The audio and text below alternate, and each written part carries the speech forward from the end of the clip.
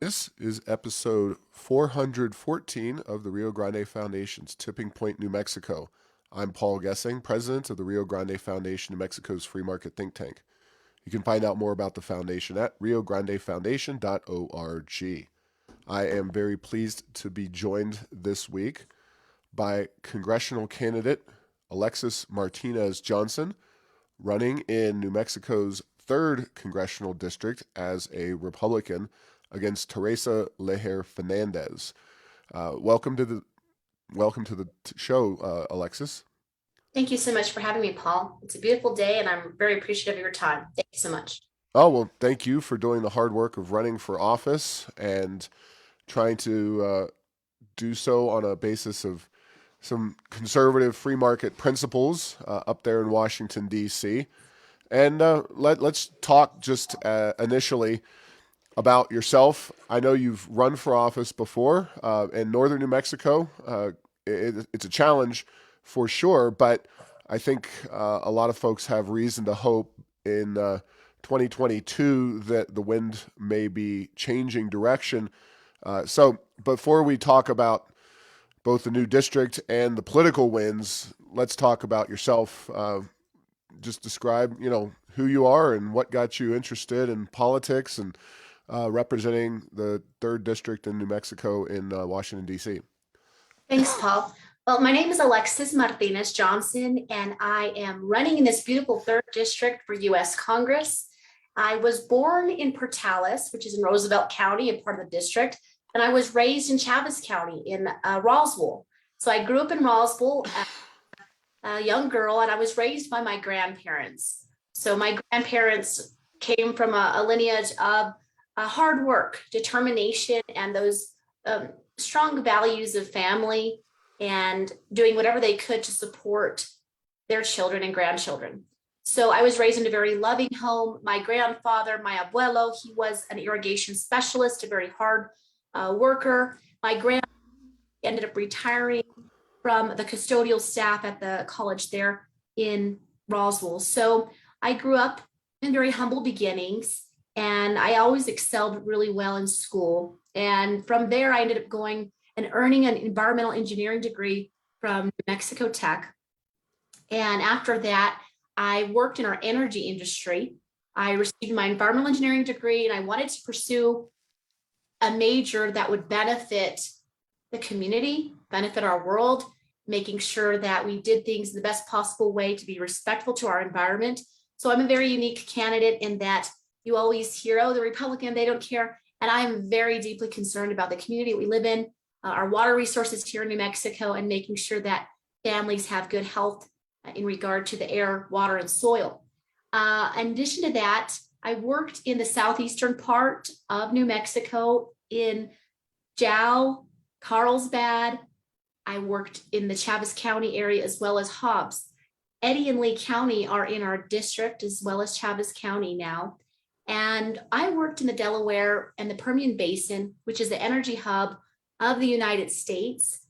New Mexico is the 2nd largest oil producer, and we have a large percentage of federal leased land. And we'll get into some of that a little bit later. But going back to my background, my experience is in negotiation, it's in project management, it's in making sure that we best utilize finances and bring innovative results for the optimum result. And that's what I look to bring to U.S. Congress and provide my skill set to the people of New Mexico and serving them in U.S. Congress. Right now, I live in Santa Fe with my husband, Chris. He's also an engineer. We've been married more than a decade. I have 4 beautiful children. And when I'm not campaigning, I am a volleyball coach at the Santo Niño School.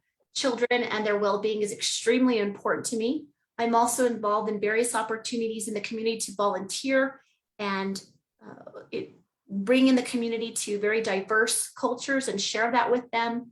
And so those are some of the things that I'm involved with, such as in the arts and just sharing our history here in New Mexico, from the Hispanic traditions to our Native American heritage and to our Western influence as well. And all of that conglomeration in New Mexico is the life I've lived and the life that I represent. Well, definitely want to talk about energy. Is that kind of the issue that got you most interested in politics, or was there any one specific issue area that said, "Hey, I want to get involved. I want to run for Congress, etc." I'd say the main area would be the well-being of children. And that goes hand in hand with an economy, that goes hand in hand with opportunity, and all of those combine together. So as a woman, as a mother, as an engineer, a small business owning family, I wanted to make sure that my children had opportunity. And quite frankly, we are seeing that is not the case today. You know, when I grew up as a baby in the 80s, we're seeing inflation at those rates again. And I do not see the opportunity here in New Mexico for my children. And so that is really why I decided to get in the race. I also thought that I could provide value to New Mexicans by utilizing my project management experience, my negotiation skills, and the ability to come up with innovative solutions and working together for a better New Mexico. And there's a saying that, if God gives you gifts, make sure you use those to the best of your ability. And when the day is done and, I go into my sunset years, I want to know that I did everything that I could to provide opportunity for my children, just like my grandparents did in their own ways. All right. Well, that's great, and a lot of great information there, personal background, and uh, currently that district is represented by Teresa Leger Fernandez. Northern New Mexico has been kind of a liberal stronghold in that third congressional district. While it's been represented by a Republican in the past, it's really been a Democrat seat. Now, Leger Fernandez is a new member of Congress, so those are the most vulnerable. Is there something that she's done or not done that you find particularly troubling? She seems to be a reliable liberal vote there for the House of Representatives. Right. Well, one of the issues that we have now is just the cost of gas. It is really hitting the everyday New Mexican when they're not able to go from one side of the town to the other, maybe even make complete trips to work or even go on just family vacations. They're really having to limit, and we're seeing that in the decrease in gas usage just because of the high cost. So, it's very important that we do not elect anyone such as Teresa Leger Fernandez, who has voted 3 times to increase gas prices. And I think the solution that we see coming from this administration is to force New Mexicans to purchase, say, electric vehicles. And I think that is very short-sighted because many people can't even afford to buy a gallon of gas, or a few gallons, and there's no baby formula in the stores. They're coming off of isolation from COVID. So I think that that's a very hard line to take when you tell people that it's either my way or the highway and I know better than you. And I think that's the rhetoric that we get a lot from a very top heavy administration, and one that really is not there to problem solve and negotiate. Her expertise is involved in social justice issues as a lawyer. So she is, attuned to arguing and to creating a lot of legislation that really doesn't solve problems. It just creates a bigger government. And I think that we can do things in an efficient way, in a better way, and thus have a better New Mexico. So you talk about energy, of course, and the energy that the federal land under the federal lands is that department's managed by Deb Haaland, a former congresswoman in a different congressional district here in New Mexico, CD1. But what, as a member of Congress, do you think you can do to free up the federal estate for greater usage in energy? Well, I think when we saw this administration halt the federal leasing for oil and gas, I think that was a huge mistake. And a lot of that is causing the repercussions that we're seeing today in regard to high energy costs. When you have a very unfriendly environment towards businesses, that just creates little supply. And so now they're saying, okay, turn the taps on. But even now, the Biden administration is being very disingenuous, along with the Congresswoman Teresa Leger Fernandez. They're saying, oh, we've told the oil and gas they can turn on the taps and go ahead and supply energy. But in fact, that is not the case, because if you want to drill oil and gas wells, you need to be able to dispose of brackish water. And if they don't permit that, the oil companies do not function. If they do not permit rights of way, we cannot function. And so all of these things, it's not very forthright or clear what is being said, because New Mexicans want to work. They want to provide opportunity. And the small business that I work in, my family works in, they strive night and day to make sure that employees are paid here in New Mexico and that there is business. And so a lot of the rhetoric that I hear is that, oh, there's just some fat cats, not wanting to open the taps. And that is not the case. We are even today not able to drill because they're not opening up a lot of the permitting. So the environment is still unfriendly. And I think they're just talking out of both sides, they're not being truthful. And it's really causing New Mexico to be set back. In federal legislation, I would like to see infrastructure monies going to areas that would assist our oil and gas endeavors here in New Mexico, along with other areas such as our geothermal capacities and our abilities with that. I think that there's a lot of great resources here in New Mexico. People want to say, oh, New Mexico is poor. And I don't believe that. I think that the New Mexican population is very rich in the people and also the resources that we have, from our labs to a lot of the natural resources, such as rare earth metals and things of this nature. So I think that we need to work here in New Mexico instead of this administration working with Venezuela and Iran.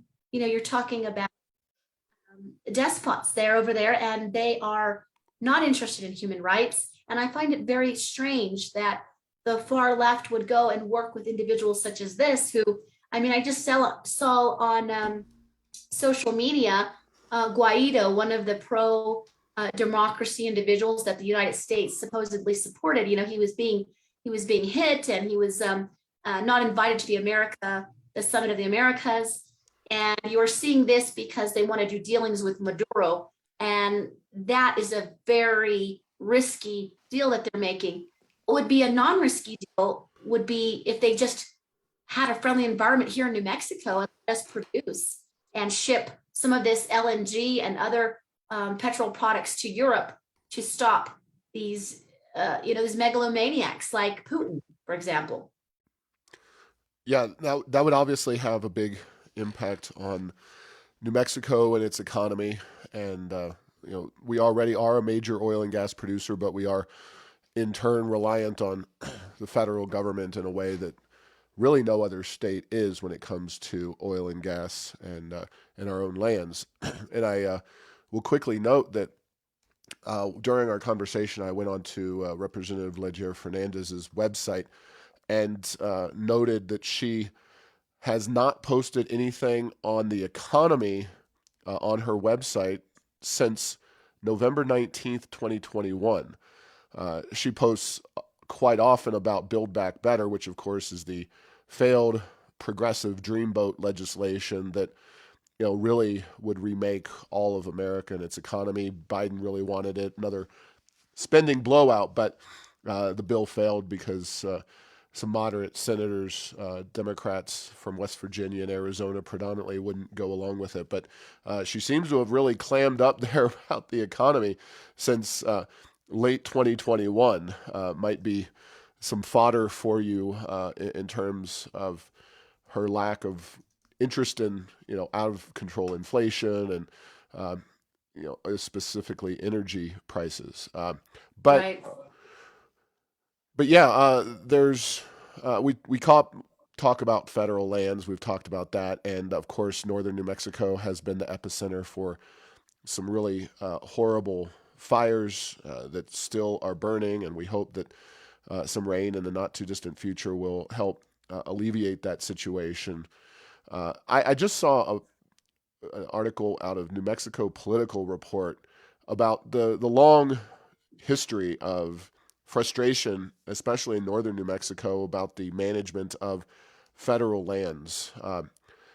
And I want to ask you for solutions, but can you speak to the federal land management scheme, including but not by no means limited to the controlled, uncontrolled burns that uh, wound up catching and creating these vast wildfires? Right.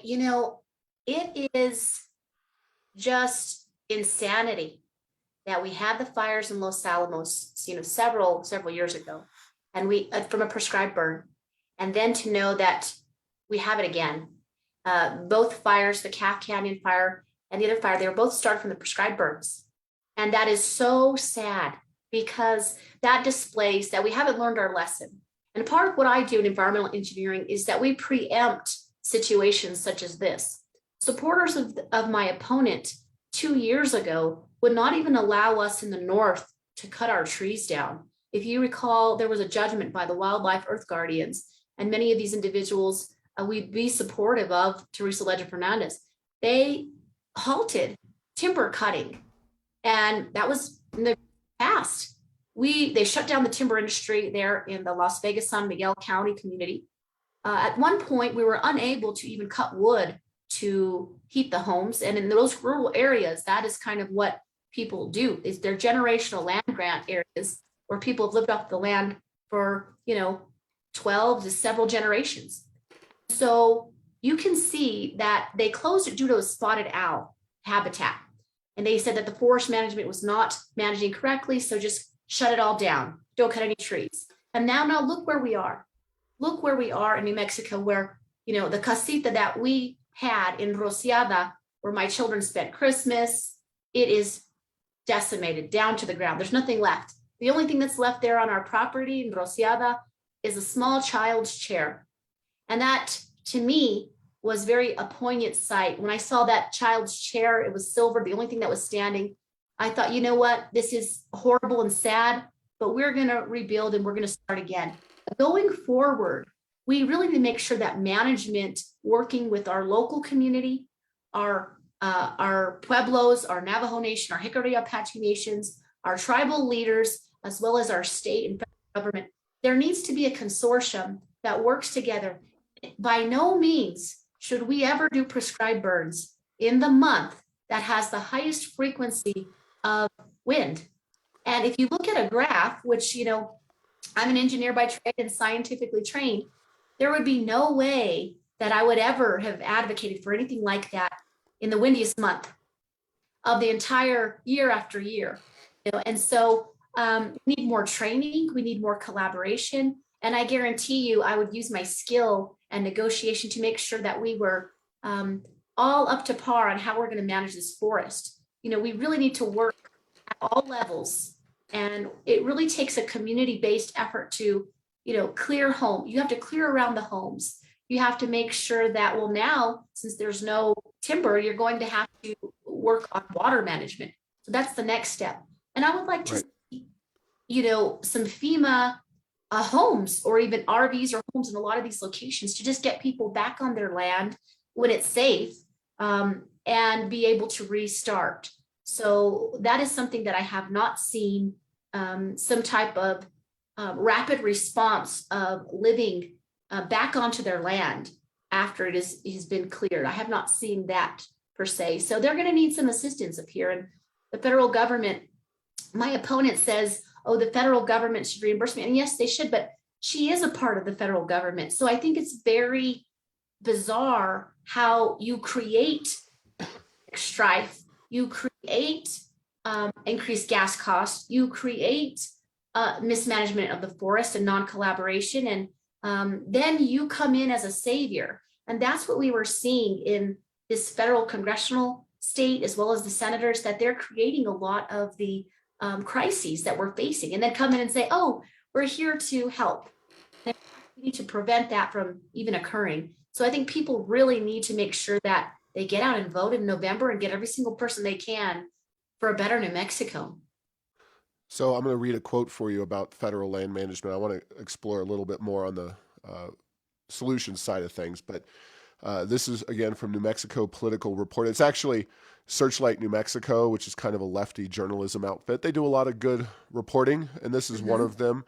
but they're definitely on the left. But it talks about La Floresta, the U.S. Forest Service, is often, as it is often called, is seen as a feudal lord, a faraway government entity that has accumulated vast holdings with little idea of how to properly steward them or enough funds to do the job. Now, the article is very long, but I really find that quote to be important and relevant. Now, Rio Grande Foundation and actually Congresswoman Yvette Harrell, when she was in the legislature, we worked hard to try to change federal management of those lands. And there were plenty of northern New Mexicans in that mix, predominantly conservative Democrat rancher types who also were frustrated by the federal lands. I mean, my point is that can Washington do the job, or is there a time to really address the way these lands are managed completely in a more systematic way, perhaps requesting, as some states have done, taking them under state control? Is that something you've considered or interested in looking I at? really do think that the communities in these areas best know how to manage their land, but they have got to have resources in order to do that. Whether it, you have, we can restart our timber industry in certain areas where we find a dense forest and start the clearing process. We should also work, home by home, making sure that individuals have a clearing, for the areas that have not been touched. I'm talking about they have a high dense forest around them. Moving forward, we should work on a community basis with the federal government and having resources there in the state. I mean, community by community, educating about the need to clear around your home, thin your property. There's definitely methods to do this, and that's what the Forest Service is key in. They are the ones that have degrees in forestry, have degrees in range science. And so we do need to work together to come up with best practices so that we can manage it properly. A homeowner living on, 10 acres or more is not able to have resources to do everything. Maybe one neighbor does, but another neighbor does not. Maybe they're elderly and they live there for generations. Their family's been there for generations. They're going to need some type of education and resources, and they could probably even educate some, Forest Service members on how to utilize the land in a good manner. So I think we really need to collaborate and work together instead of what we've seen before, which history has repeated itself. We had another prescribed burn, and thousands of families are without homes. It's very sad, and it makes me very sad to think about our home that was lost. But sorry, go ahead. We can come out of it. Right. Now, we talked about the economy, mostly the energy side of the economy. Biden recently came out and talked about the fires, and of course, they're going to spend money to make those property owners whole, and that's all well and good. But with the federal government deeply in debt, do you have any ideas for how to address the federal government's fiscal problems? I know it's not going to happen overnight, but man, there's got to be some efforts to right-size the federal government, right-size spending in Washington, D.C., because it's just gotten out of control. And that's why we see inflation too. I agree wholeheartedly with you. I am very much in tune with the economics. And, right now we are seeing the effects of a very far left administration and what that means in reality. And we are feeling it on our kitchen tables. We're feeling it at the pump. And it is very sad to know that we have less opportunity today. I would encourage everyone to make sure that they are a part of the change, that they express their voice. You can go to my website, electalexis.com. We need your donations to represent your voice. But that all comes to the main point of we need to get more fiscal conservative individuals in these servant leadership positions, such as what I'm trying to do here is to get into US Congress, to make sure that we have a priority list and we say, what is the absolute priority? Things are going to have to be cut, but that's to make sure that we have baby formula. That's to make sure that we can buy gas. That is to make sure that houses don't burn down. So a priority list has to be had. And I honestly do not think that my opponent, she hasn't even talked about the economy. That's not on the radar. So they haven't really taken these issues seriously. And many Democrats are not wanting the life in a Biden administration. And that goes along with Teresa Leger Fernandez. These individuals are, riding on the high horse thinking that everything's hunky-dory because they do not have to live the life of the everyday New Mexican. If you're a very affluent, extreme, elite individual, such as my opponent, these everyday situations are not in the equation. Having to put food on the table, that's not on the equation. So there's a very large sense of this congressman is so out of touch the reality of what we're facing. And quite frankly, they don't even care about what's going on. They haven't mentioned it. They haven't talked about it. It is really not on their radar. What's on their radar is a lot of social issues, and those are important, yes. But if we cannot buy food and we cannot buy gas, we cannot make sure that we have, a social environment that is positive, because that in itself creates a lot of situations such as drug addiction that we're seeing in New Mexico from our border situation to, no jobs. It's just a confluence of negative factors that have come out about this administration.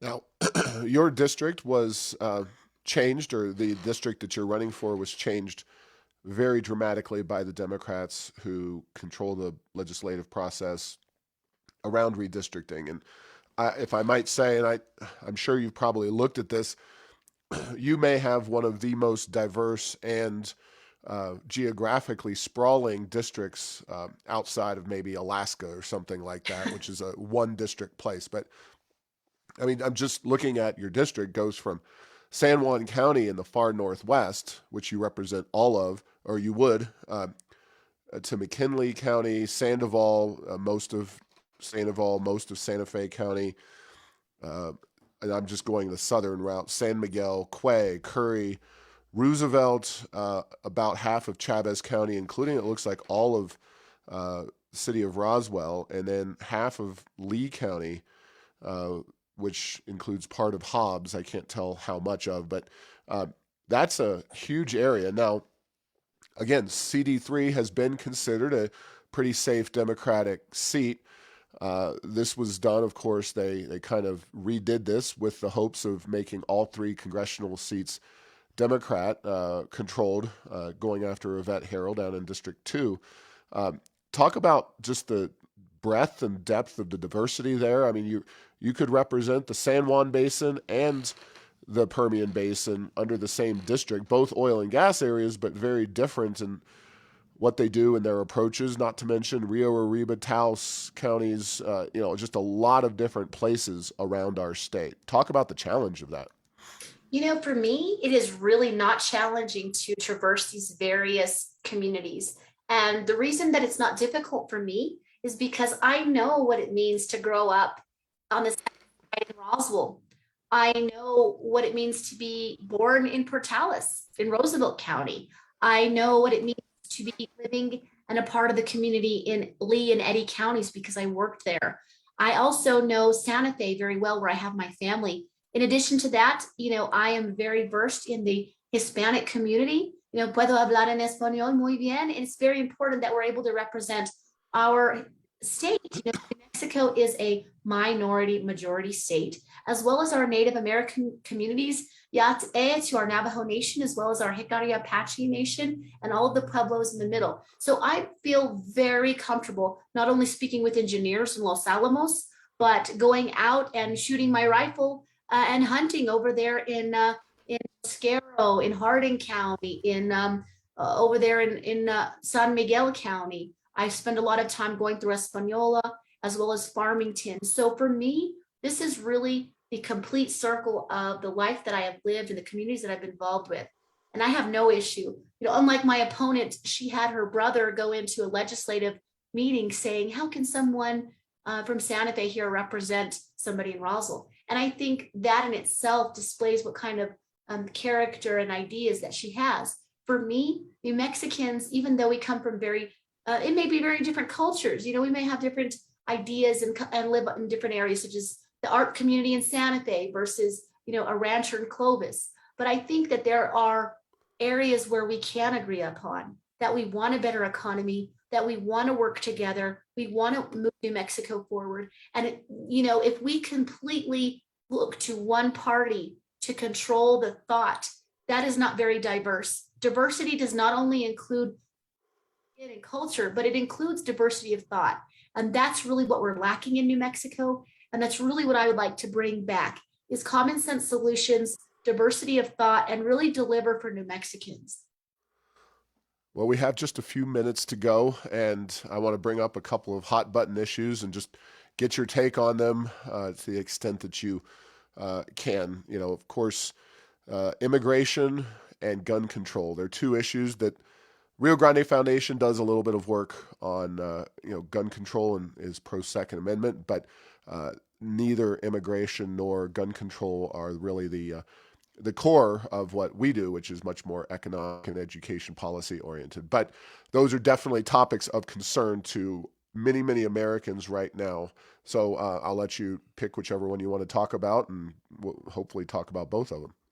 Well, I think they're both of equal importance because you're dealing with human life. You're dealing with the lives of not only many New Mexicans, but throughout the United States when you're dealing with and out of the United States, you know, on our southern border, that is an area that is in extreme disorder. You know, we have people rushing the border and dying. We have people that are living in the United States that are still paying cartels for their transport. So we have a situation where there's no order and organized cartels have taken control. And it is very undignified and a humanitarian crisis to see children walking alone in the desert, half clothed with bracelets. It's extremely sad. And if this administration thinks that they're being altruistic, they are not. You know, we need to have some sense of control and invite immigrants to this country, right? We were founded upon a nation of immigrants other than our Native Americans. I mean, if you're not Native, then you came here. And so I find it very appalling what has gone on at that border. And that would be something that I would definitely look to create legislation to provide more resources for processing at that border so we can have various work permits for individuals to come and work and return, and decrease the violence that we're seeing to children and to women on that border, and to decrease the drug trafficking. I mean, we need to stop the influx of drugs into New Mexico. It's devastating from the south coming up all the way to the north. You know, my counties suffer, generations suffer, where, you know, you have the situation that I grew up in, where I did not have my mother and my father. I was raised by my grandparents. And we are seeing that today with all of the drugs that are going through. So that, for me, it would be very high on the list, equal with the economy and child welfare, would be getting order along that southern border. In addition to that, gun control and the issues revolving around that, what I have to say about that is I am a supporter of the Second Amendment. As a woman, it is the equalizer for me when I have my 4 children and I'm out and someone wishes to do extreme harm, such as kill me or anything of that nature, I'm unable to use my firearm. And we should all have that protection if we so choose. So I do support the Second Amendment, not only for personal protection, but also, you know, for hunting. We go out and hunt and that's our food. And so I would say that we definitely do need to have more resource officers in schools so that they can protect these school places, you know, our gyms, our schools. We need to make sure that there are individuals that are trained with proper usage of guns and that can mitigate effects. We also need monies for increased security in the schools. And I would like to see legislation for more education in regard to gun safety. You know, even as an adult with good intent, if you don't have basic gun safety, a situation, we saw Alec Baldwin shoot someone here in Santa Fe, you know, that famous actor, and God rest her soul and condolences. But I think that what a good idea would say, if you're going to go out and purchase a firearm, what about a reduction in any type of tax? If you go out and take a firearm instruction course, and you could have a reduction on the tax or what have you, or some type of incentive in that way. And I think a lot of people, when they're in control of their decisions, they would say, yeah, I'd like to take a gun safety class. And if Alec Baldwin would have taken a basic gun safety class, that would have prevented what occurred. And so I think that's very important. Education, even education in the schools. For instance, if a child goes to a home and there's a gun, what the proper steps would be, because you're not always going to be around your own teenager if they go to someone's house. So these ideas of education and protection are areas that I would promote, and use our existing laws that we already have in regard to background checks. The individual there in Uvalde, seeing that this individual had issues. He had a lot of issues going on before this occurred. And why wasn't that flagged? Or why didn't we invest more in these children that are showing early signs of violence and threats against their community? And it goes down to those root causes. I would like to invest money in the root causes of child isolation, child hunger, the disunity of the family. If they don't have that at home, we need to make sure that as a community, we come together and provide those resources. So for me, as far as funding on the federal level, I would fund child well-being. That would be in line with the economy as well as immigration efforts. All right. Well, thank you very much for your time today. If folks want to find out more about your campaign, how might they do so? Yeah, you can go today. You can make a donation at electalexis.com. And that is how I can be your voice and represent you come November. Great. Well, good luck in November. And thanks for coming on and sharing a little bit about your vision and ideas for how you'll represent a very large swath of New Mexico if indeed you get elected. And thanks for listening to this week's episode. Find all episodes at tippingpointnm.com or at the Rio Grande Foundation's YouTube and Rumble channels. Subscribe to this show at Apple, Stitcher, or have your Google Home play Tipping Point New Mexico. Thanks to Path 3 Marketing for producing this show.